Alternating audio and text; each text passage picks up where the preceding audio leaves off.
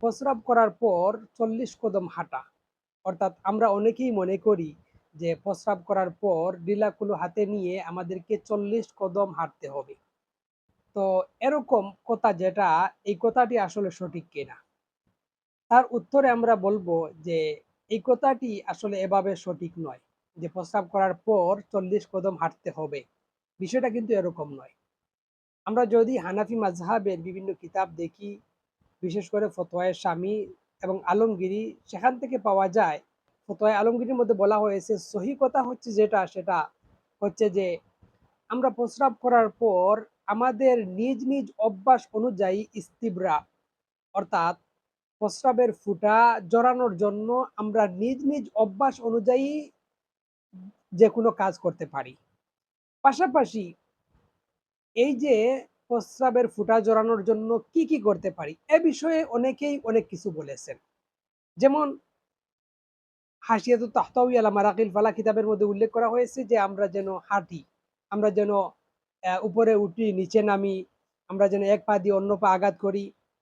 ঠিক তেমনিভাবে জামিউর রুমুজ নামক একটা কিতাব আছে। সেই কিতাবের মধ্যে উল্লেখ করা হয়েছে প্রস্রাব করার পর লীলাগুলো হাতে নিয়ে আমরা প্রস্রাব এর ফুটা জড়ানোর জন্য আমরা ৪০০ কদম হাঁটতে পারি।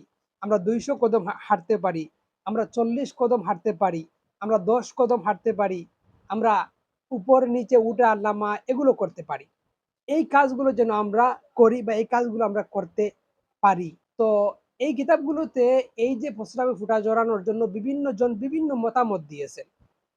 তো এই মতামতের মধ্যে একটি মত হচ্ছে ৪০ কদম।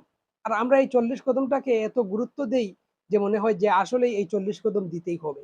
বিষয়টা কিন্তু এরকম নয়। প্রথমত কথা হচ্ছে আমরা আমাদের সাধ্য অনুযায়ী প্রস্রাবের ফুটা জড়ানোর জন্য আমরা নিজ নিজ অভ্যাস অনুযায়ী আমরা যেকোনো কিছু করব। এখন যদি প্রশ্ন করি কি কি করব, তখন ফুকাহে কেরাম বলেছেন যে আমরা ৪০০ কদম দিতে পারি, আমরা ২০০ কদম, আমরা ১০ কদম, আমরা ৪০ কদম, আমরা এক পা দিয়ে অন্য পা আঘাত, আমরা একদিক উপরে উঠা নিচে নামা, হাঁটাহাঁটি করা ইত্যাদি কাজ আমরা করতে পারি। সুতরাং এই যে ৪০ কদম দিতেই হবে বিষয়টা কিন্তু এরকম নয়। এটা আমাদের অভ্যাসের উপর। এখানে বাধ্যবাধকতার কোনো বিষয় নয়। এটা আপনাদের অভ্যাস অনুযায়ী, আপনাদের নিজ নিজ রুচি অনুযায়ী। সুতরাং আমরা এই বিষয়টা যেন একটু খেয়াল করি। আমরা যারা বলি যে ৪০ কদম হাঁটতে হবে, আমাদের এই কথাটি আসলে সঠিক নয়। সুতরাং আল্লাহ সুবহানাহু ওয়া তাআলা আমাদেরকে বুঝার, আমল করার তৌফিক দান করেন। আমিন। আসসালামু আলাইকুম ওয়া রাহমাতুল্লাহি ওয়া বারাকাতুহু।